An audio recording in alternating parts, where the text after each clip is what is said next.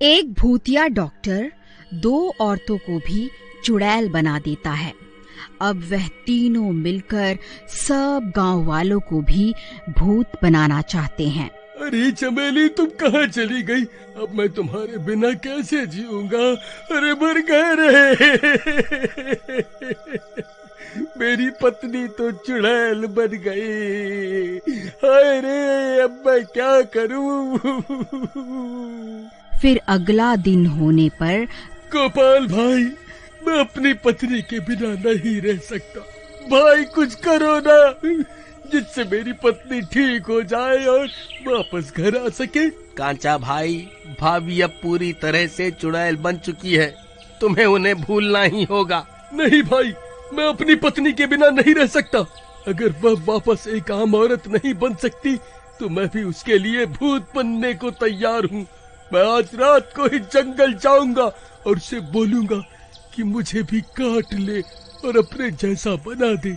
मूर्ख मत बनो कांचा भाई, ऐसे तो कोई भी नहीं बचेगा। वह सब भूत मिलकर पूरे गांव को भूतों में बदल देंगे और देखते ही देखते पूरी मानव जाति का विनाश हो जाएगा। भाई, हमें इसका कोई ना कोई इलाज तो ढूंढना ही होगा। फिर रात होने पर वह दोनों चुड़ैलें फिर से गांव में आ जाती हैं। अजी वह देखो, वह दोनों चुड़ैलें तो फिर से गांव में आ गई। अब क्या करें?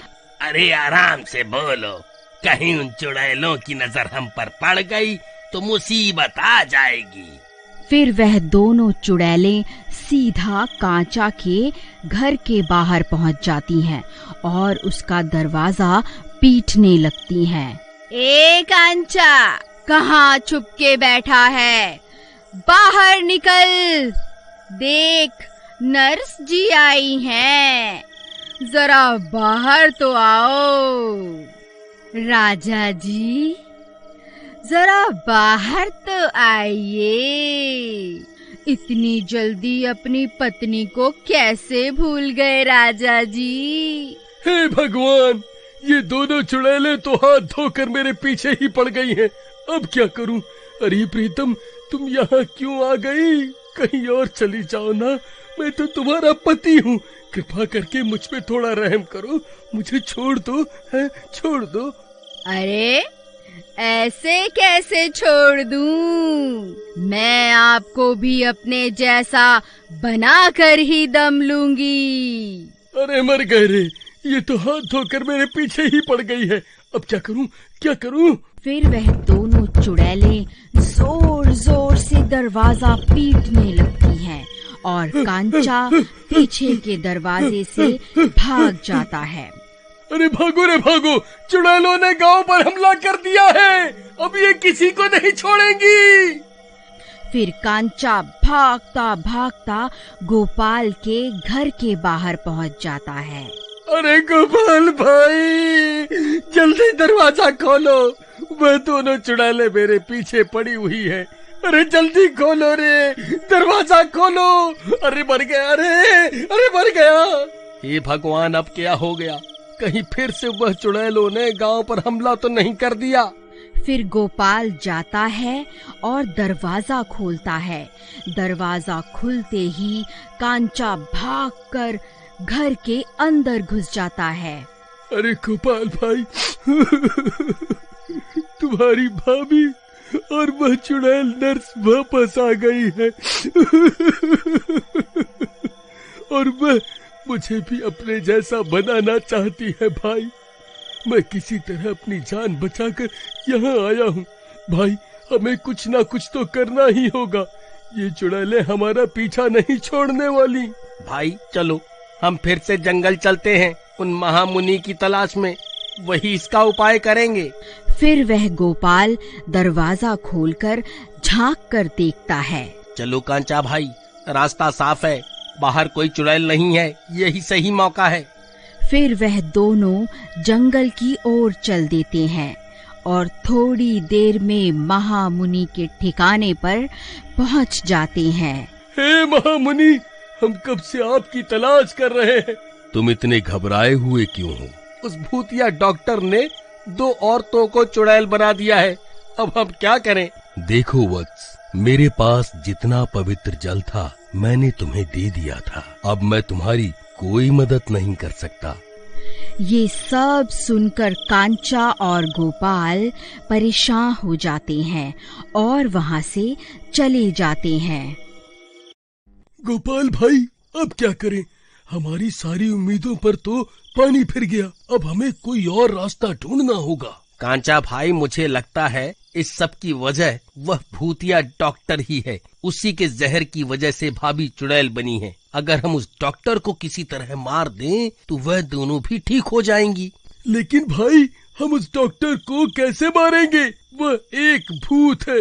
अगर हम उसके पास भी गए तो वो हमें काट खाएगा और हमें अपने जैसा बना देगा। भाई, मेरे पास एक तरकीब है। कांचा भाई, अगर तुम भूत के भेष में उसके पास जाओगे तो वह तुम्हें भी अपनी बिरादरी का समझेगा और तुम्हें नहीं काटेगा और तुम्हें उसे मारने का वक्त मिल जाएगा। गोपाल भाई, अगर उसे मेरी असलियत के बारे में पता चल गया तो मेरी शामत आ जाएगी। कुछ नहीं होगा, चलो मेरे साथ। फिर कांचा अपने चेहरे को नीले रंग से रंग लेता है और भूत के भेष में आ जाता है। अरे वाह भाई कांचा, तुम तो बिल्कुल भूत लग रहे हो। चलो अब तुम उस भूत को पुकारो, मैं वो पेड़ के पीछे जाकर छुप जाता हूँ। फिर गोपाल भाग कर जाता है और पेड़ के पीछे जाकर छुप जाता है और कांचा उस भूत को पुकारता है। ए मालिक, अब कहाँ हो? देखो मैं आ गया हूँ। आज से मैं भी आपकी बिरादरी में शामिल हो गया हूँ। मुझे भी अपनी सेवा करने का मौका दीजिए मालिक। आप कहाँ हैं? मैं आपका इंतजार कर रहा हूँ। जल्दी आइए और मुझे आदेश दीजिए। अब मुझे आगे क्या करना है? लगता है एक और इंसान हमारी बिरादरी में शामिल हो गया है। फिर वह भूतिया डॉक्टर अपनी गुफा से निकलकर बाहर आ जाता है और सीधा कांचा के पास जाता है। आओ, भूतिया बिरादरी में तुम्हारा स्वागत है।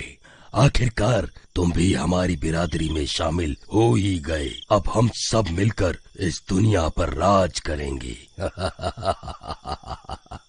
तभी गोपाल पेड़ के पीछे से निकलकर आता है और अपनी मशाल से उस भूतिया डॉक्टर पर हमला कर देता है और उसे आग के हवाले कर देता है।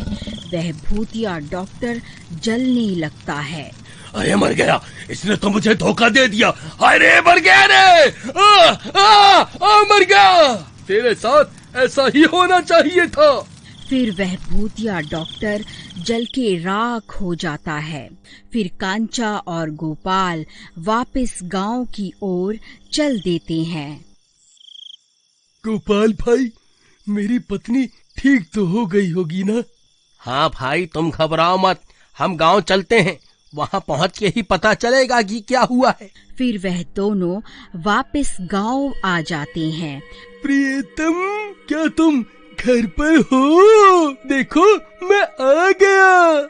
अजी, आप ये छुप छुप कर क्या देख रहे हो? अंदर क्यों नहीं आते? अरे डरिए मत, मैं अब ठीक हो चुकी हूँ। अब मैं आपको नहीं काटूंगी। फिर रात होने पर कांचा सो रहा होता है। तभी उसे डरावनी डरावनी आवाजें आने लगती हैं। अरे मर गया रे। अरे चमेली, अब तू कहाँ चली गई?